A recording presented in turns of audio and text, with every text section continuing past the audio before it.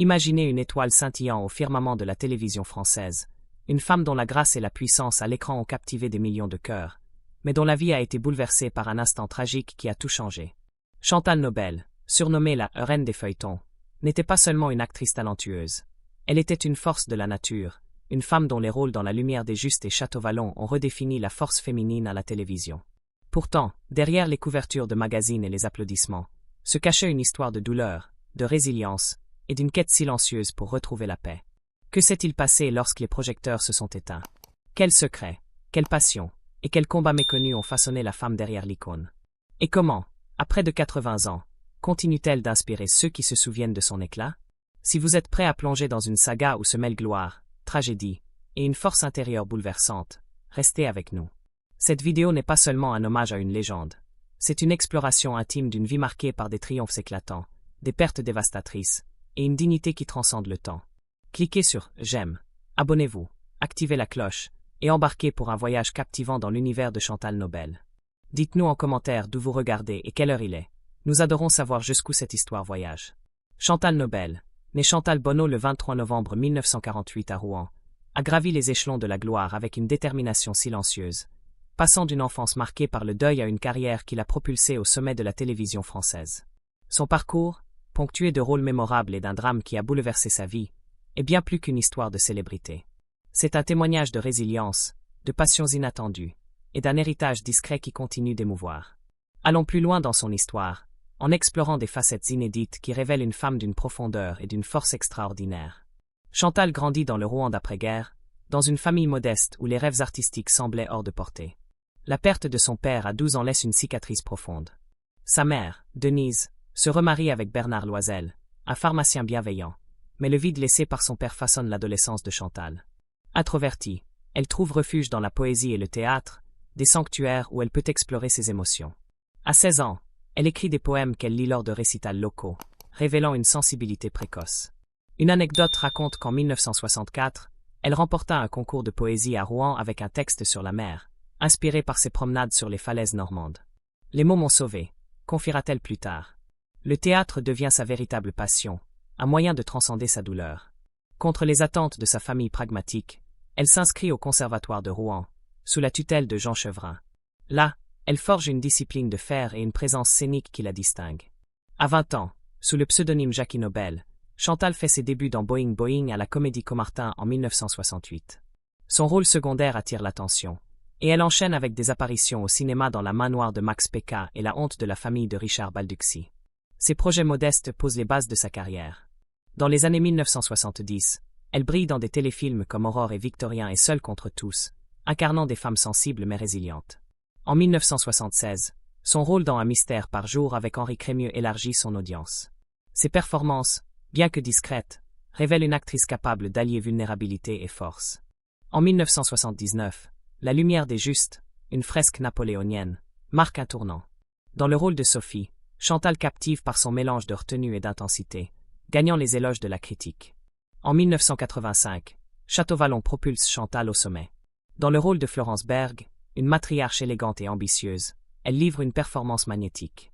La série, comparée à Dallas, devient un phénomène, et Chantal, à 36 ans, est célébrée comme une icône. Les magazines la surnomment la reine des feuilletons, et les producteurs la sollicitent pour des rôles d'envergure. Mais derrière l'écran, Chantal cultive une vie équilibrée. Avec Jean-Louis Julien, un joaillier respecté, et leurs filles Alexandra et Anne-Charlotte, elle trouve un bonheur stable, loin du tumulte de la célébrité. Peu savent que Chantal était une lectrice et écrivaine passionnée. Dans les années 1970, elle tenait un journal où elle consignait des réflexions sur l'art et la vie. Une entrée de 1975, découverte après son retrait des projecteurs, révèle. Jouer, c'est donner une voix à ceux qui n'en ont pas. Elle collectionnait des premières éditions de Colette et Proust, et fréquentait des cercles littéraires à Paris, où elle discutait de poésie avec des intellectuels. En 1980, elle rédigea une nouvelle sur une actrice confrontée à la perte de son identité, qu'elle envoya anonymement à une revue littéraire. Bien que non publiée, elle reçut une lettre d'encouragement d'un éditeur, un moment qu'elle chérissait. Chantal s'impliquait dans des causes sociales loin des caméras. Dans les années 1980, elle soutenait des orphelinats normands, finançant des ateliers de théâtre pour enfants. En 1983, elle passa une journée dans un foyer à Rouen, enseignant des techniques de jeu à des adolescents, leur offrant des costumes de théâtre qu'elle avait payés. L'art peut guérir, disait-elle. Elle s'engagea aussi pour les droits des femmes, inspirée par son propre parcours dans une industrie dominée par les hommes. Une amie raconta qu'en 1984, Chantal participa à une collecte de fonds pour un refuge féminin, restant dans l'ombre pour ne pas attirer l'attention. Le 27 avril 1985, tout bascule. Invitée à un événement automobile caritatif à Magny-Cours, Chantal participe avec enthousiasme. Après une apparition éclatante sur Champs-Élysées, elle accepte une balade avec Sacha Distel dans sa Porsche Carrera GT. Vers 3h20, sur une route glissante de Maltaverne, la voiture dérape et s'écrase contre un poteau. Sacha s'en sort avec des blessures légères. Chantal, grièvement blessée, est plongée dans un coma artificiel. Fracture au bassin, visage défiguré, elle lutte pour sa vie à l'hôpital de la Pitié-Salpêtrière. La France est sous le choc. Les tabloïds, impitoyables, publient des photos volées de son lit d'hôpital, déclenchant une indignation nationale. Ce scandale mène à une décision historique en 1986, la jurisprudence Chantal Nobel, protégeant la vie privée des patients. La rééducation de Chantal est un combat de chaque instant. À l'hôpital Héliomarin de Hyères, elle réapprend à marcher, s'appuyant sur une canne ou un fauteuil roulant. 6 mois après l'accident, elle épouse Jean-Louis dans une cérémonie privée, un acte de défi face à l'adversité. Installée à Ramatuelle, elle se reconstruit loin des regards. Mais l'industrie du spectacle, cruelle, tourne la page. Les offres cessent, les amis s'éloignent. J'étais devenue invisible, confie-t-elle en 1996 lors d'une rare apparition dans Studio Gabriel. Son retour émeut, mais aucun rôle ne suit. Chantal ne s'est jamais limitée à la comédie. Dans les années 1990, elle s'adonna à la peinture, créant des aquarelles inspirées par la Provence.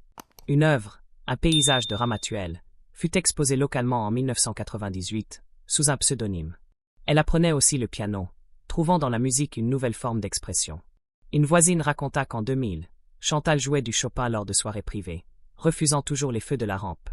Elle s'impliqua dans l'écriture de contes pour ses petits-enfants, des histoires qu'elle illustrait elle-même, révélant un talent créatif discret mais vibrant. La famille fut son refuge. Avec Jean-Louis, elle éleva ses filles avec amour, protégeant leur vie privée. Alexandra devint enseignante, Anne-Charlotte artiste. La mort de Jean-Louis en 2023, à 75 ans, fut un coup dur. Trop faible pour assister aux funérailles, Chantal trouva du réconfort auprès de ses 4 petits-enfants. « Ils sont ma lumière », dit-elle dans une rare interview en 2024 à France Dimanche. Elle passa ses journées à lire, jardiner, et écrire des lettres à ses proches, un rituel qui l'ancrait dans le présent.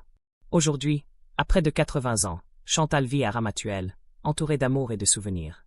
Les rediffusions de Château-Vallon et les lettres de fans rappellent son impact. Des actrices comme Sophie Marceau ont cité son influence, louant sa capacité à incarner des femmes complexes. Son histoire, marquée par la gloire et la tragédie, est une leçon de résilience. Imaginez une étoile filante dont l'éclat a illuminé les écrans français, une femme dont la présence magnétique et la force dramatique ont captivé des millions de téléspectateurs, mais dont la vie a été brisée par un instant tragique qui a tout bouleversé. Chantal Nobel, la reine des feuilletons, n'était pas seulement une actrice au talent exceptionnel, elle était une âme profonde, une artiste polyvalente dont les rôles dans La Lumière des Justes et Château-Vallon ont redéfini la puissance féminine à la télévision. Derrière les couvertures de magazines et les ovations, se cachent des passions méconnues, des combats intimes, et une résilience qui continue d'inspirer. Que s'est-il passé lorsque les lumières de la gloire se sont éteintes? Quelle facette secrète de sa vie révèle une femme encore plus fascinante que son image publique?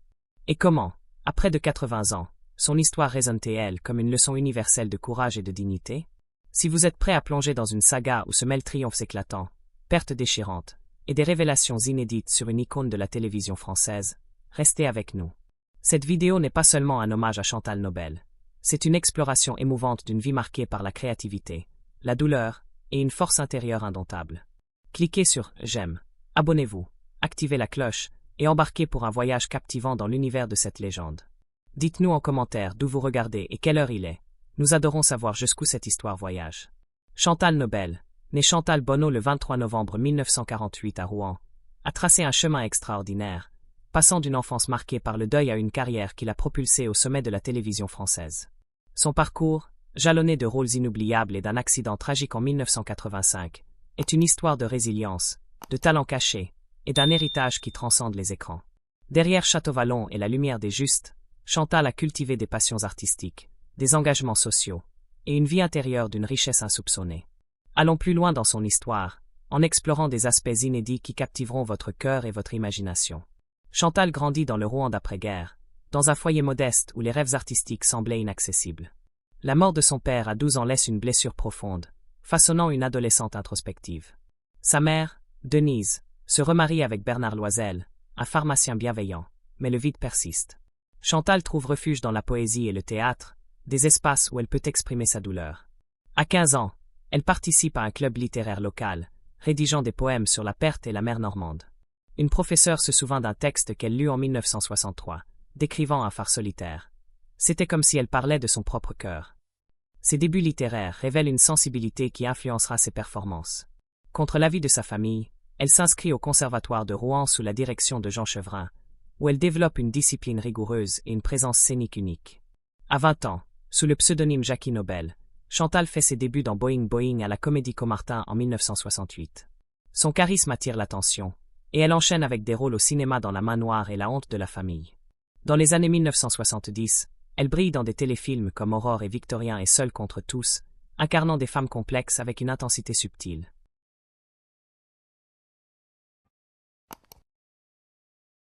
En 1976, son rôle dans Un mystère par jour aux côtés d'Henri Crémieux élargit son public.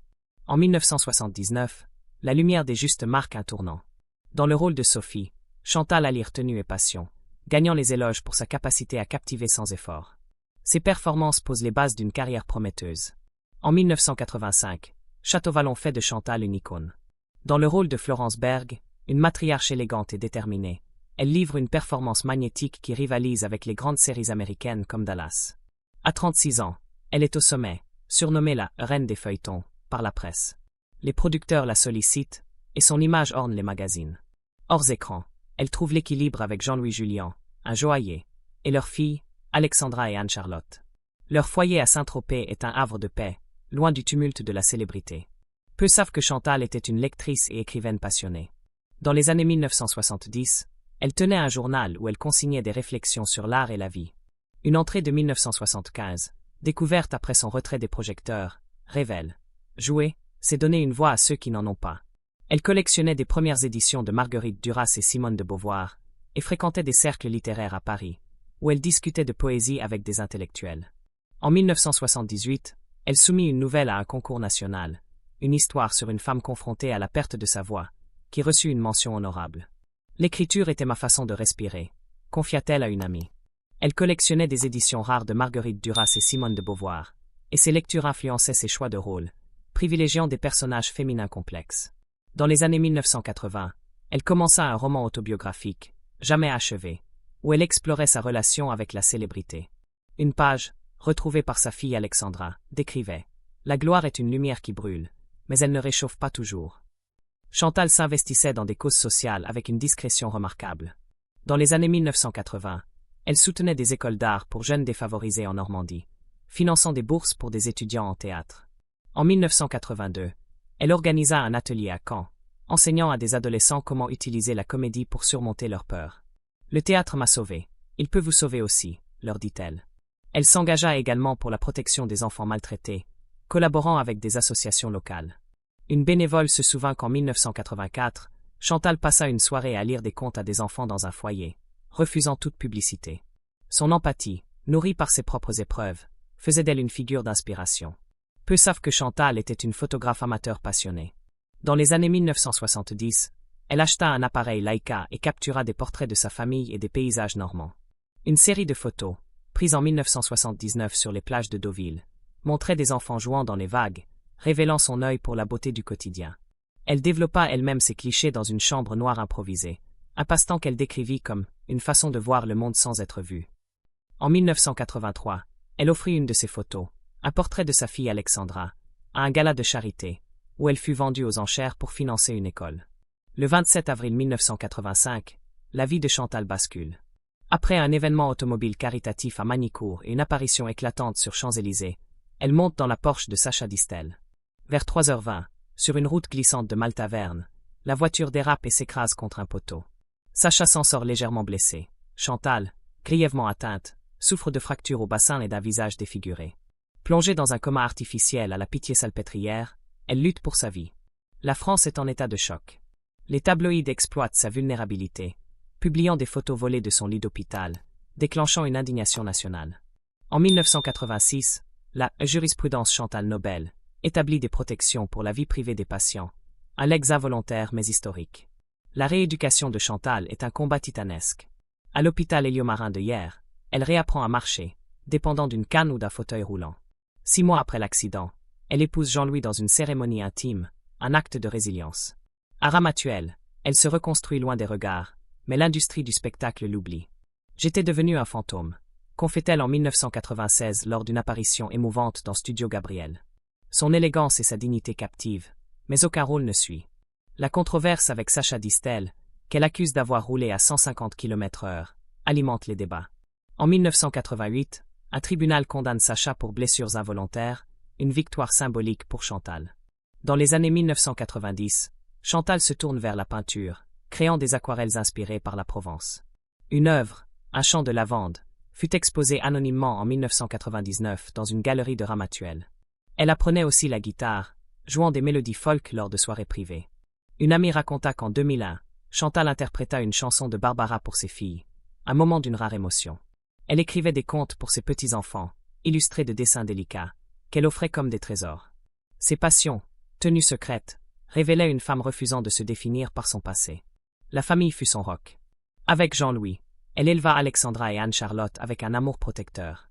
Alexandra devint professeure, Anne-Charlotte peintre.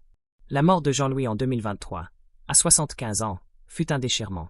Trop faible pour assister aux funérailles, Chantal trouva du réconfort auprès de ses 4 petits-enfants. Dans une interview de 2024 à France Dimanche, elle déclara « Mes petits-enfants sont mon soleil. Ils me rappellent pourquoi je continue. » Ces journées, rythmées par la lecture, le jardinage et l'écriture de lettres, reflètent une vie simple mais pleine de sens. Aujourd'hui, à près de 80 ans, Chantal vit à Ramatuelle, entourée d'amour. Les rediffusions de Château-Vallon et les lettres de fans rappellent son impact. Des actrices comme Isabelle Huppert ont loué son influence, admirant sa capacité à incarner des femmes fortes et vulnérables. Son histoire, mêlant gloire, tragédie et résilience, est une leçon sur la force intérieure. Quelle facette de Chantal vous touche le plus? Sa plume poétique, son engagement social, ou sa renaissance artistique? Partagez en commentaire, likez pour honorer cette légende, et abonnez-vous pour d'autres histoires. Merci d'avoir partagé ce voyage, à bientôt.